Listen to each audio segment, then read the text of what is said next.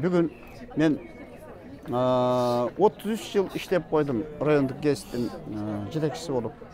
Бүгін мен Баткен облысының ұлттық жазушылар союзындағы бөлімдің басшысымын. 40-қа жақын біздің қаламгерлер менен, ұлттық жазушылар союзының мүшелері менен, жана ошондой эле жаш чыгармачыл топтор менен иштеп келе жатамын. Бул мага дагы демденип иштөөгө, дагы тереңирээк аракет кылууга, дүйнөлүк адабиятка тереңирээк кирүүгө, кыргыз адабиятындагы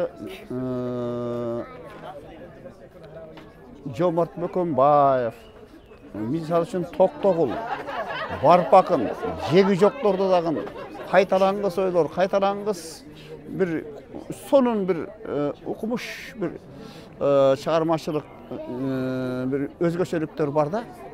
Ошолорду кармап калууга, Ералиевди, Сооронбай Жусуповду, бери карасак Жолон Мамутовду, Турар Кожомбердиевди, Сүйөркул Тургунбаевди, Карымшак Ташбаевди,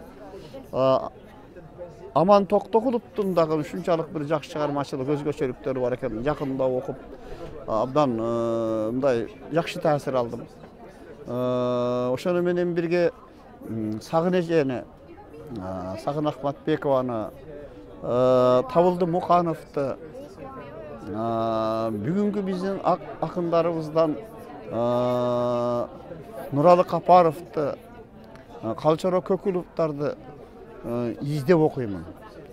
Алым Токтомушевдун сонун жакшынакай ырлары бар.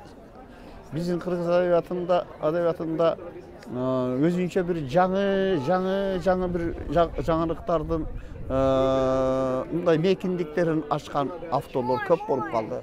Карбалас Бакировду кошкум келет булардын катарына. Ошондой акындарыбыз дүркүрөп өсүп атат. Жаштардан бир канча акындарыбыз өсүп атат. Мына Ургубаева кызыбыздын китебин окуп чоң таасир алдым. Биз менен катар Касиет Бекназарова, Айгүл Узакова, Майя Осмонкулова, Клара Кичимолдоева, Бүбүсара Калыкова деген акын кыздарыбыз чыккан эле. Алардын айрымдары дүйнө салып кетишти.